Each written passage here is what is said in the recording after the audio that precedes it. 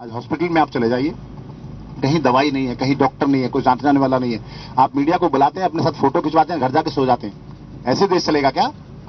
ये वास्तविकता है क्या इस देश की? आप कहीं रेड करना चाहते हैं तो पहले मीडिया को अरेंज करते हैं। क्यों करते हैं? क्योंकि आपको पब्लिसिटी चाहिए। आप ड्रामे में विश्वास रखने वाले लोग हैं। एक बहुत बड़ा मुद्दा है इस देश के लिए, इस जनता के लिए, जिसे मैंने 60 गांठ का नाम दिया।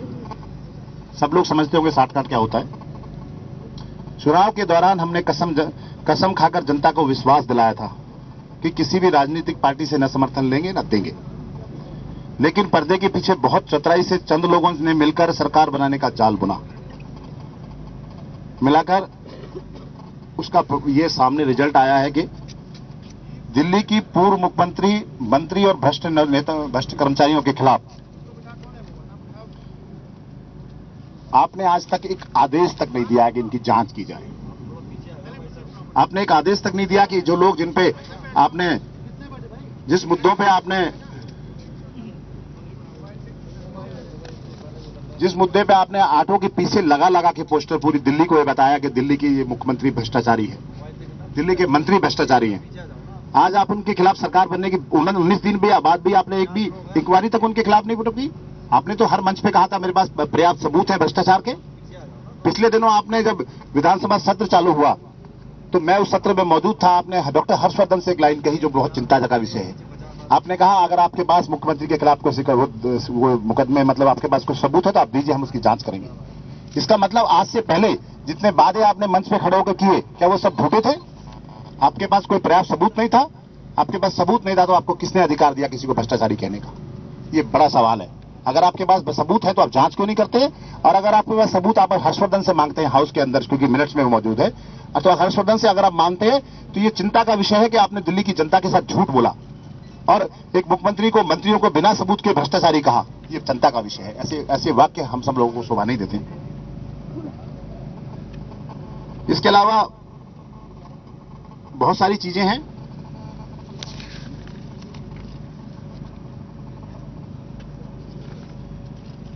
सूत्र बताते हैं कि पूर्वी दिल्ली के सांसद संदीप दीक्षित से अरविंद केजरीवाल की बहुत नजदीकियां हैं, बहुत घनिष्ठ मित्रता है।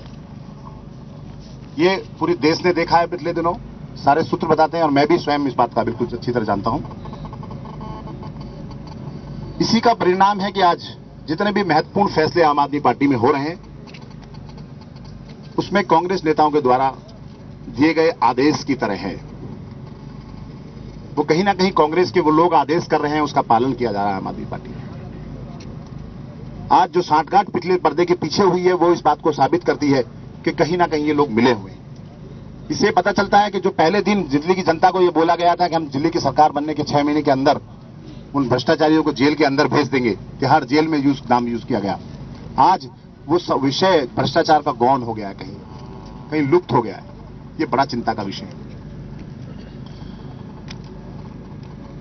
कुछ बातें पार्टी के लिए, क्योंकि मैं पीछे स्क्रीनिंग कमेटी में था और दिल्ली की जनता के साथ जो धोखा हुआ, जो एक हाई प्रोफाइल ड्रामा हुआ, वो आप लोगों के बीच में मैं जरूर शेयर करना चाहता हूं, क्योंकि मैं स्क्रीनिंग कमेटी में था। मैंने सब अपने सामने सब चीजें देखी हैं। इस बात को बताने से पहले एक दो चीजें और बता दूं मैं आपको। हमारे तमाम मंत्रियों ने, एमपीओ ने, मुख्यमंत्रियों ने एक बात कही थी कि हम ना गाड़ी लेंगे, ना लाल बत्ती की गाड़ियां लेंगे, ना बड़े बड़े बंगले लेंगे। कि दुर्भाग्य की बात है कि सारे मंत्रियों ने वीआईपी नंबर्स की गाड़ी आज वो चला रहे हैं और अधिकार के क्षेत्र मांगते हैं, जबकि उन्होंने एफिडेविट दिया कि हम लाल बत्ती की गाड़ियां, वीआईपी गाड़ियों के नंबर, वीआईपी कल्चर के हम खिलाफ हैं। तो वीआईपी कल्चर के खिलाफ हैं तो आप वीआईपी नंबर गाड़ी पे क्यों यूज कर रहे हैं? गाड़ी आपने छोटी गाड़ी की जगह बड़ी गाड़ियां क्यों यूज की? ये भी चिंता का विषय है। अरविंद केजरीवाल जी ने जो मुख्यमंत्री रहते रहते 10 बड़े बेडरूम्स का जो घर चिन्हित किया था अपने लिए, अगर जनता उस पर विरोध ना करती तो क्या मुख्यमंत्री उस पर ना रह रहे होते? निश्चित रह रहे होते। उनकी भी इच्छाएं हैं, महत्वाकांक्षाएं हैं। उनका इच्छा थी कि मैं बड़े बंगले में रहूं, लेकिन उसका रूप बदल दिया। उन्होंने कहा कि जिसमें सीएम रहती उसमें ना रह के अलग से एक फ्लैट के नाम पे एक बड़ा बंगला ले लूंगा। लेकिन जनता ने विरोध किया तो उसको उनको पीछे हटना पड़ा, अपना पीछे खींचना पड़ा सब चीजों को। और बाकी मंत्रियों ने जो फेज 2 में कुछ मंत्रियां रह रहे हैं, कुछ और लोग रह रहे हैं, उन्होंने भी बड़े बड़े 4-4 फ्लैट के अपने लेके ऑफिस और घर बना लिए। विधानसभा चुनाव को लेकर कुछ बातें मैं आपसे करना चाहता हूं, क्योंकि मैं पिछले दिनों रहा। विधानसभा चुनाव जब कट का जो बंटवारा हुआ था उसमें बहुत बड़ा भ्रष्टाचार हुआ। जो विधानसभा के टिकट पिछले दिनों बटे उसमें बड़े भ्रष्टाचार हुए। भ्रष्टाचार की परिभाषा दो तरह होती है। एक परिभाषा होती है कि सीधे सीधे पैसे लेना देना, किसी को देना, किसी को रिश्वत लेना। एक होता है किसी के अधिकारों का हरण करना, किसी के अधिकारों को छीन के किसी और को देना। यह भी एक अपने आप में भ्रष्टाचार है। और मेरे ख्याल से मैं जानता हूं कि पैसे लेने देने ज्यादा आदमी का किसी का अधिकार छीनना, किसी की चीजों को छीन के किसी और को देना, यह बड़ा भ्रष्टाचार है। इसमें जब लक्ष्मीनगर सीट की जो स्क्रीनिंग कमेटी की मीटिंग हुई थी तो उसमें यह तय था कि विनोद कुमार बिन्नी वहां से चुनाव लड़ेगा। यह तय था कि पटपड़गंज से मनीष सिसोदिया चुनाव लड़ेगा। यह तय था कि आरकेपुरम से साजिया इल्मी चुनाव लड़ेगी। यह तय था कि बाबरपुर से हमारे गोपाल राय जी चुनाव लड़ेंगे। यह तय था कि मालवीय नगर से सोमशेखर जी चुनाव लड़ेंगे। तो फिर ड्रामा क्यों? मैंने स्वयं, आप विश्वास कीजिएगा, मैंने कभी भी मैं चुनाव लड़ने का इच्छुक नहीं था। अरविंद केजरीवाल जी ने मुझे अपने घर बुलाया। घर बुलाने के बोला कि भाई आपको चुनाव लड़ना होगा, क्योंकि अगर आप लोग चुनाव नहीं लड़ेंगे तो फिर अब चुनाव पार्टी कैसे लड़ेगी, हम लोग आगे कैसे जाएंगे। आपको इस दिल्ली से लोकसभा चुनाव भी लड़ना है, इसलिए आप इस दिल्ली से कोई सीट देख लीजिए जहां से ठीक लगे और आपका हम फाइनल कर देंगे। मैंने उनको मना किया, अरविंद भाई, कि मेरा वहां कोई परिचय नहीं है, मेरी कोई जान पहचान नहीं है, मेरे लिए ऐसे मान लो जैसे मैं जीरो से शुरू करने वाला विषय। उन्होंने कहा आपके पास थोड़ा एक्सपीरियंस है बाकी लोगों के मुकाबले, आप लड़िए। मैंने उनकी पार्टी की बात को, उनकी बात को मानते हुए उनका प्रस्ताव स्वीकार किया और उन्होंने मुझे स्वयं, मनीष सिसोदिया जी ने स्वयं मुझे 100 साइन करा के अपने हाथ से दिए। मैंने वो 100 साइन लेने से मना किया और मैंने स्वयं जाकर अपने 100 साइन कराए और कराने के बाद अपना फॉर्म जमा किया। वो सब फॉर्मेलिटीज थी, ड्रामा था, वास्तविकता उसमें नहीं थी कहीं भी। उस लक्ष्मीनगर की जनता और उन वॉलंटियर्स के साथ वो धोखा था जो उन्होंने उस रूप में उन लोगों के साथ किया। उसके बाद जब वहां बहुत ज्यादा विरोध हुआ तो मैंने अपना लिख के 4 लाइनें उनको दी थी कि मैं इसी विरोध में, इस पार्टी के जो कि किसी के हित के लिए रक्षा ना कर सके, किसी के हितों को छीन के मुझे दिया जाए, मैं ऐसी चीज पे चुनाव नहीं लड़ना चाहता। आप विश्वास कीजिएगा, अगर उनके पास वो कॉपी है तो वो आपको दिखा भी सकते हैं। जब मैंने लिखित में उनको दिया था, मैंने कहा था मुझे इस सीट पर चुनाव नहीं लड़ना है, पर लक्ष्मीनगर जिसपे मैं चुनाव लड़ा। उसके बाद उन्होंने कहा नहीं आप लड़िए, हमने कह दिया, हो गया सब कुछ। और ऐसे ही पटपड़गंज पे हुआ। पटपड़गंज मनीष सिसोदिया का लड़ना था, स्क्रीनिंग कमेटी में आपने नाम डाल दिया, उनका शॉर्टलिस्ट में नाम डाल दिया। बाबरपुर में अगर डॉक्टर गोपाल राय जी का नाम डाल दिया आपने, मालवीय नगर में शेखर जी का नाम डाल दिया और आरकेपुरम में साजिया इल्मी जी का नाम डाल दिया। तो फिर ड्रामा क्यों? बाकी जनता के साथ आपने धोखा क्यों किया? आप उन वॉलंटियर्स की भावना से खेले, आपने उनसे वोटिंग भी कराई। आपकी उस मुद्दे पर जो रायशुमारी थी उसका नजरिया अलग था। जब आपने वोटिंग दिल्ली में कराई थी, जब कैंडिडेट सिलेक्शन हो रहा था, तो उस समय रायशुमारी हो रही थी और रायशुमारी में आपने अपना एक मापदंड अलग रखा कि इस रायशुमारी को नहीं मानेंगे, जनता जो कह रही है मूर्ख है, पागल है, वो रायशुमारी मानेंगे जिससे हमारी सरकार बनेगी, उसमें हम जाएंगे जनता के बीच में। जनता जो कह देगी उसको मानेंगे, क्योंकि जनता सर्वप्रिय है। और वॉलंटियर्स जो आपके लिए खून पसीने की, जिन्होंने बात कही और खून पसीना बहाया, उनकी बात को आपने दरकिनार कर दिया। उन्होंने अपना बधवा मजदूर मान लिया। उन वॉलंटियर्स को आपने, उनकी भावनाओं से आपने खेल किया। ये बहुत शर्म की बात है। इससे बड़ा भ्रष्टाचार इस देश में कुछ नहीं हो सकता। जो अपने घर में भ्रष्टाचार ठीक नहीं कर सकता, वो देश का भ्रष्टाचार क्या ठीक करेगा? ये बड़ा मुद्दा है। ये कार्यकारिणी पार्टी के कार्यकर्ताओं के साथ धोखा था। जिन लोगों ने अपना खून पसीना बनाकर इस पार्टी को खड़ा किया, उनके साथ सबके साथ धोखा हुआ, उनके साथ छल हुआ, उनके साथ भ्रष्टाचार हुआ। आज जितने भी दिल्ली की लोकसभा की सीटें हैं, उनके लगभग सारे टिकट फाइनल हैं। यह तय है कि कौन कहां लड़ेगा। गोपाल राय कहां लड़ेंगे, अपने कुमार विश्वास कहां से लड़ेंगे, साजिया इल्मी कहां से लड़ेंगी, आशीष तलवार कहां से लड़ेगा, दलीप पांडे कहां से लड़ेगा, ये सारी चीजें तय हैं। और तय होने के बाद फिर ये ड्रामा क्यों कि हजार लोगों के साइन करा के लोग अपने जमा करें, उसके बाद फैसला होगा? ये धोखा नहीं है दिल्ली की जनता के साथ? आपकी करनी और कथनी में फर्क नहीं है क्या? आज कुमार विश्वास जाके अमेठी में चुनाव प्रचार कर रहे हैं, कहीं नाम घोषित हुआ है क्या उसका? आज साजिया इल्मी पूरे क्षेत्र में अपना प्रचार कर रही है, क्या नाम घोषित हुआ है उनका कहीं?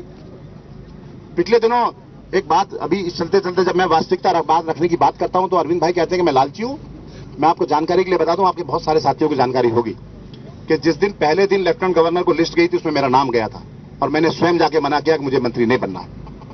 मैंने स्वयं जाके कहा कि अपने आप जिसको मुझे जो जिम्मेदारी देंगे, मैं पद का लालची आदमी नहीं। अरविंद भाई ने आपको पीछे स्टेटमेंट भी कहा था, जो 25 तारीख की जो अरविंद भाई की स्टेटमेंट है, उसमें उन्होंने ये कहा था कि वो वास्तविकता थी। उन्होंने कहा था कि 25 बिन्नी मेरे घर आए थे, उन्होंने कहा मुझे किसी पद की लालच नहीं है, मुझे कोई मंत्री पद नहीं चाहिए और मैं जो जिम्मेदारी आप दोगे मैं उसका निर्वाह करूंगा। ये 25 तारीख का स्टेटमेंट है अरविंद जी का। और आज अगर मैं मुद्दों की बात करता हूं, वास्तविकता सामने लाने की बात करता हूं, तो आप मुझे लालची बोलते हैं।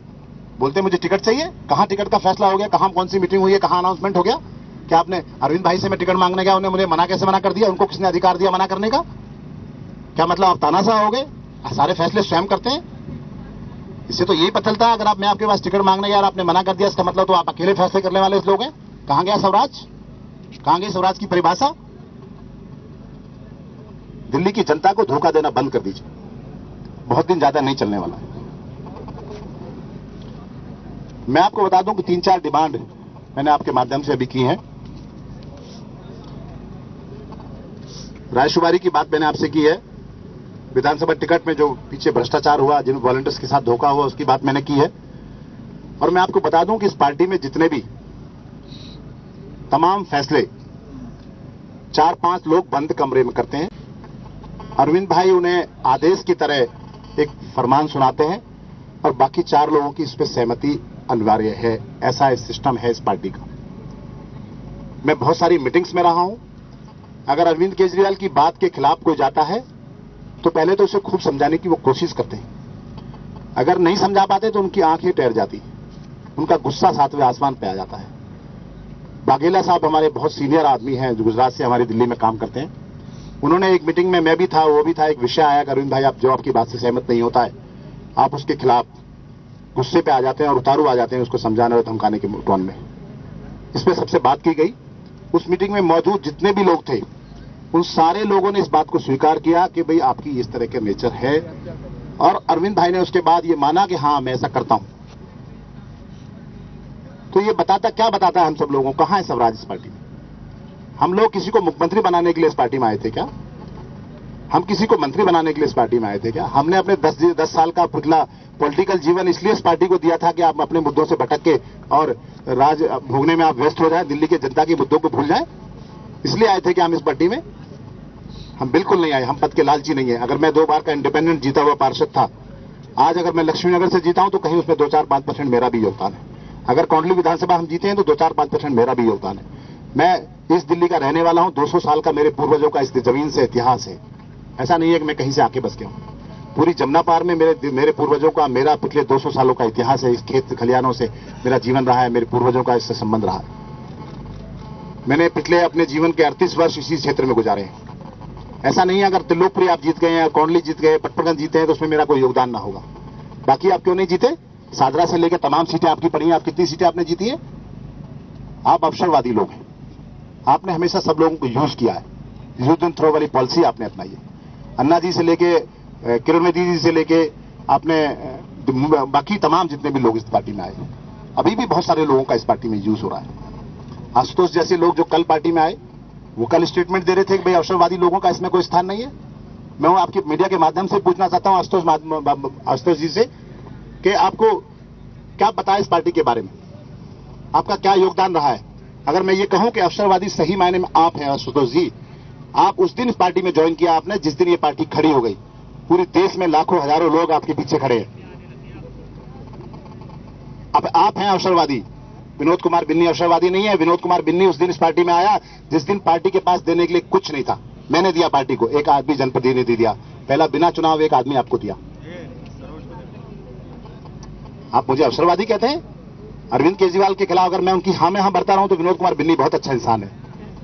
विनोद कुमार बिन्नी ने दूसरी बार आंदोलन किया है और 27 तारीख, आज के सही 10 दिन बाद, दिल्ली की जनता से आपने जो प्रॉमिसेस किए थे, आपने जो बिजली के जो 10,52,000 लोगों ने जो आपको समर्थन दिया था बिजली और पानी के मुद्दे पे, अगर उन सब लोगों के बिजली के बिल के माफ नहीं हुए और उन लोगों के जो पानी जो आपने पहले स्कीम बनाई थी जिसके बिहाफ पे आपने दिल्ली की जनता से वोट मांगा था, आपने कहा था कि 700 लीटर बिना किसी कंडीशन के हर आदमी को घर में पानी फ्री मिलेगा।